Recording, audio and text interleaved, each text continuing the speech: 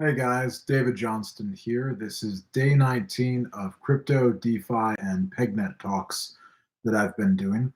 And today I want to talk about why reserves always fail.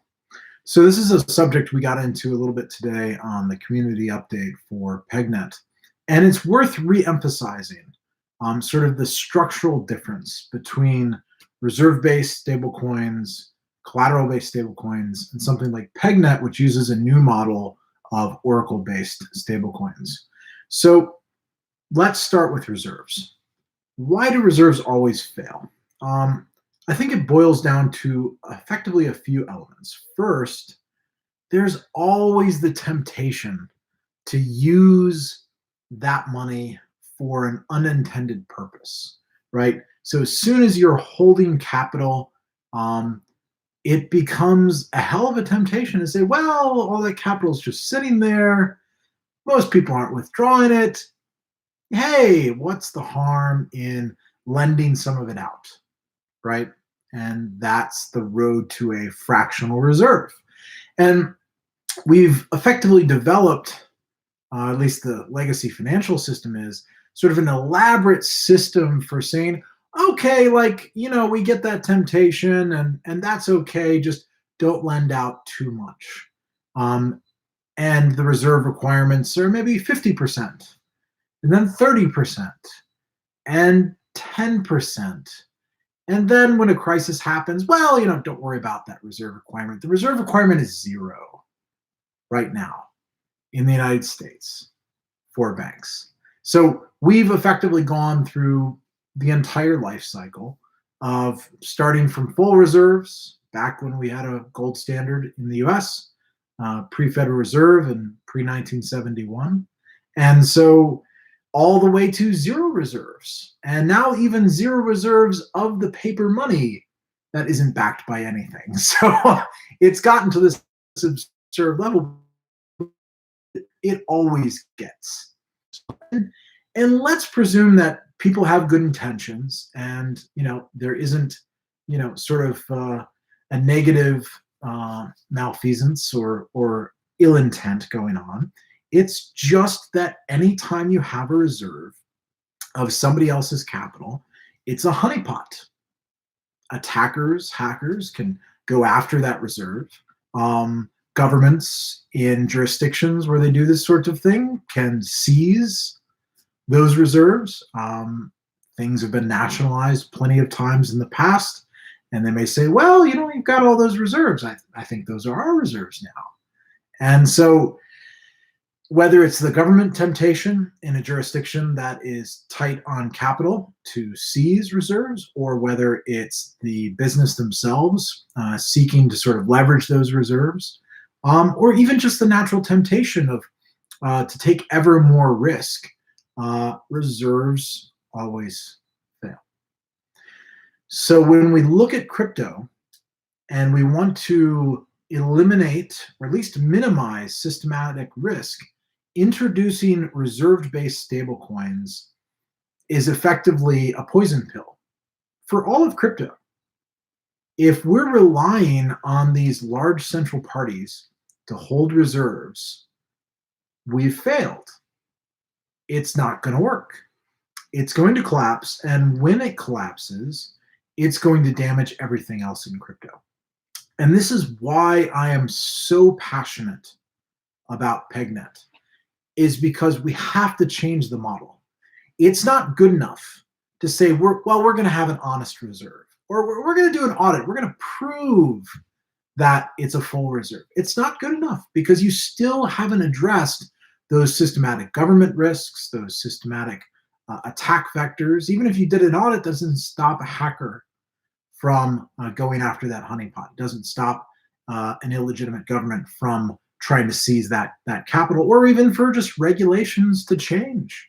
In the 1930s, the US government decided that individuals shouldn't own gold anymore, and that they had to turn it into the nearest bank for safekeeping, of course. And so, this is just a recurring thing in history, and we really have to do better. And so we're not going to do better by creating a more and more elaborate system for addressing the frailty of reserves. There are a lot of people doing that, and it's just not enough. We have to get away from reserves. And so you can go to collateral, but collateral has underlying volatility, depending on what the collateral is. But all collateral has volatility. And so anytime there's a big move, your assets end up under collateralized, right? And so I really love the model of PegNet using oracles. It uses proof of work, it uses consensus of the median price over that 10-minute period, and it effectively provides a third alternative to the reserve or collateral model that is something entirely new that nobody else has done before. So PegNet is pioneering something really novel, and it's a fundamentally different approach, not just a tweak on one of the existing approaches. And that's sort of what I want to convey here, is the importance of this work we are doing.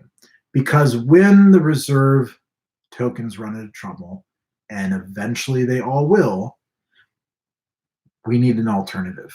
And hopefully we've had an alternative for a long time, and the market share of Oracle and consensus-based stablecoin networks like PegNet has massively grown. And so we don't have another Mt. Gox situation, right? I remember the days of Mt. Gox. Everybody was using Mt. Gox. It had 80% of all the crypto traders were using Mt. Gox. And when it went down, it took a year and a half or so for the transaction volumes to recover, for the industry to rebuild. And now we're at a much healthier point. There are hundreds of exchanges spread out over all the world's jurisdictions. And if one has an issue, it doesn't have a systematic cascade through the entire industry because nobody has that 80% market share that Gox had back in the day. And so we need to get to that same point, Bitcoins and these assets, because that's the risk. That's the position we're in today. We've got those central points of failure. So I'm optimistic that we can address this. PegNet is live right now. We're approaching $1 billion in conversions done on the network. I mean, that is incredible. It's only been converting since October of last year. So in the last 6-7 months, it's gone from nothing. I remember when the activation reached $100,000 in the network to activate conversions. It's gone from nothing to millions of dollars in the network, tens of millions of dollars a day in conversions, and almost $1 billion since conversions started. So evidently we're on to something, right? The community's on fire, and all of the things that are coming out, whether it's wallets or trading tools or everything else, is just going to put more fuel on this fire. So it's exciting to see that grow. But I wanted to come back to basics and talk about why this is so critical. And you should be insisting that the exchanges you use and the wallets you use offer something other than just reserve-based stablecoins, because it is the vulnerable, soft underbelly of the entire industry right now, are those reserve coins. So, really recommend people to read the article that I wrote right it when PegNet was kicking off on the third generation of stablecoins and sort of the approach that PegNet takes.